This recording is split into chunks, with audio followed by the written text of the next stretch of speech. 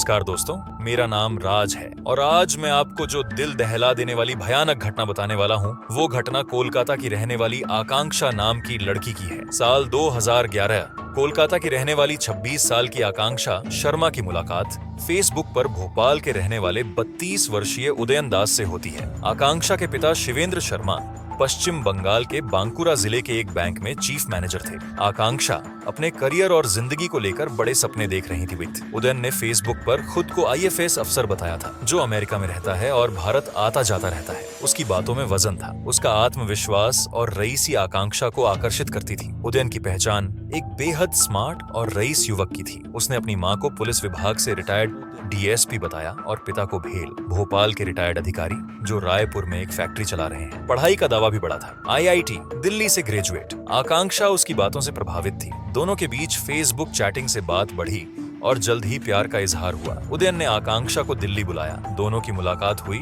और उनकी रईसी भरी लाइफस्टाइल ने आकांक्षा को और आकर्षित किया। हरिद्वार, मसूरी और देहरादून की यात्राएं, होटल के कमरे में साथ रहना और उदयन का भव्य भोपाल का मकान, ये सब आकांक्षा के सपनों में और इजाफा कर रहे थे। उसने शादी का फैसला कर लिया। उदयन ने उसे शादी के बाद अमेरिका में रहने का सपना दिखाया, लेकिन फिर अचानक उसने कहा कि वह अमेरिका छोड़कर भोपाल में बसना चाहता है। आकांक्षा थोड़ी निराश हुई, लेकिन प्यार में डूबी आकांक्षा ने इस फैसले को भी स्वीकार कर लिया। उसने अपने घर वालों को बताया कि वो अमेरिका नौकरी करने जा रही है, लेकिन असल में वो भोपाल आ गई और 2023 के जून महीने में पिपलानी के कालीबाड़ी मंदिर में उदयन से शादी कर ली। शादी के कुछ समय बाद ही आकांक्षा को एहसास होने लगा कि उदयन ने उससे कई झूठ बोले हैं। न तो वो आईएफएस अफसर था, न ही उसके माँ बाप अमेरिका में थे। उसने कभी अपने माता पिता का जिक्र भी नहीं किया। साथ ही उसे पता चला कि उदयन एक नशेड़ी है और कई लड़कियों से उसके अवैध संबंध हैं। उदयन के असली रूप से परेशान होकर आकांक्षा ने घर वालों से कम बातें करनी शुरू कर दी। जुलाई में उसने घर वालों से एसएमएस के जरिए संपर्क बनाए रखा, लेकिन स्थिति बिगड़ने लगी।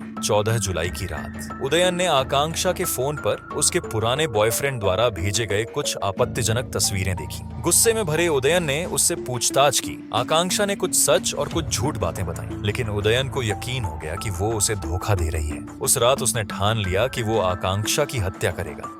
सुबह 5 बजे उसने सोती हुई आकांक्षा का मुंह तकिए से दबाकर हत्या कर दी। फिर उसने उसका गला घोंटा, जिससे उसकी गले की हड्डी टूट गई। हत्या के बाद उदयन ने सीमेंट की 14 बोरियां खरीदकर आकांक्षा की लाश को एक बक्से में डाल दिया और सीमेंट से उसे भर दिया। उसने कमरे में एक चबूतरा बनाया और लाश को उसमें दफन कर दिया। चबूतरे पर उसने मार्बल जड़ दिया ताकि किसी को शक न हो। उधर आकांक्षा के घर वालों को उसकी गैर मौजूदगी खटकने लगी थी। उन्होंने पुलिस में शिकायत दर्ज कराई। आकांक्षा का मोबाइल ट्रेस करने पर लोकेशन भोपाल मिली। उसके पिता और भाई भोपाल पहुंचे और उदयन से मिले। उसने गोलमोल जवाब देकर उन्हें वापस भेज दिया। भोपाल पुलिस और बांकुरा क्राइम ब्रांच ने जब सख्ती दिखाई तो उदयन का सच सामने आया। उसने स्वीकार किया कि उसने आकांक्षा की हत्या कर दी है और उसकी लाश चबूतरे के नीचे है। खुदाई में बक्सा मिला जिसमें आकांक्षा के अवशेष पाए गए। आगे की पूछताछ में उदयन ने बताया कि उसने अपने माता पिता की भी हत्या कर दी थी। 5 साल पहले उसने रायपुर के मकान में उनके गले घोंटकर हत्या की और लान में उन्हें दफन कर दिया। इसके बाद उसने उनकी संपत्ति और पेंशन हड़प ली। ये कहानी न केवल उदयन के वहशीपन को दिखाती है, बल्कि ये भी बताती है कि सोशल मीडिया पर अंधविश्वास खतरनाक साबित हो सकता है। आकांक्षा की जिंदगी एक झूठ के जाल में उलझकर खत्म हो गई। आप लोगों का इस बारे में क्या विचार है, जरूर बताएं। इस कहानी को बताने का उद्देश्य किसी की भावनाओं को आहत करना नहीं है, बल्कि ये संदेश देना है कि सोशल मीडिया समाज के लिए सिर्फ फायदेमंद नहीं है, बल्कि घातक भी हो सकती है, जैसा कि इस केस में है। कोई भी बड़ा फैसला लेने से पहले अपने विवेक से काम ले और किसी बड़े से सलाह करना मत भूलें। धन्यवाद।